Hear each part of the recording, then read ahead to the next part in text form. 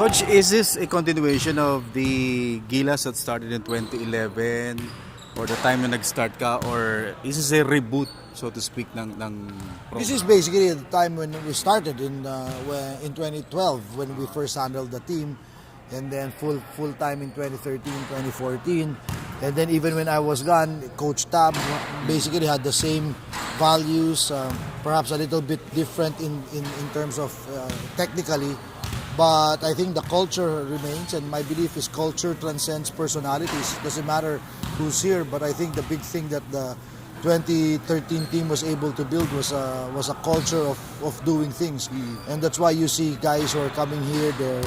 They want to be here. They're excited to be here. We don't force anyone to come.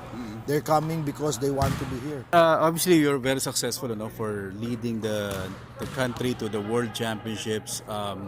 If ever there are a few people who are considering yung nangyari sa Asian Games as the dent na binabato sa'yo, how do you see yourself, coming back sa Asian Games, and is that an added motivation sa'yo, to win the gold sa Asian Games? The one thing I've learned in coaching, in our business, is that you're only as good as your last championship. You're only as good as your last victory. So, what happened in the Asian Games was very unfortunate, but nobody wanted that to happen, but it happened. And in the same manner that, all my other losses or all the times I was fired early in my career have made me a better coach, I'm also certain that Asian Games debacle is going to make me a better person and hopefully a better coach.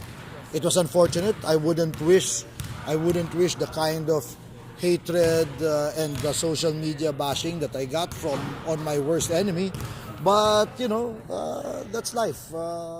Funny thing was, a lot of people who were bashing me were also the same people who, after a few years, were saying that we should have na dapat pala hindi na nawala si Coach Chot, or when we came back, welcome me. To be sure, there's still a lot of people who are saying bakit na naman natin binalik yan si Coach Chot. So you'll never please anyone, and there's always going to be detractors.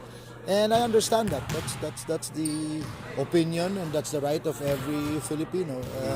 Coach, obviously Olympics is the main objective, but yung Asian Games, is that an unfinished business for you?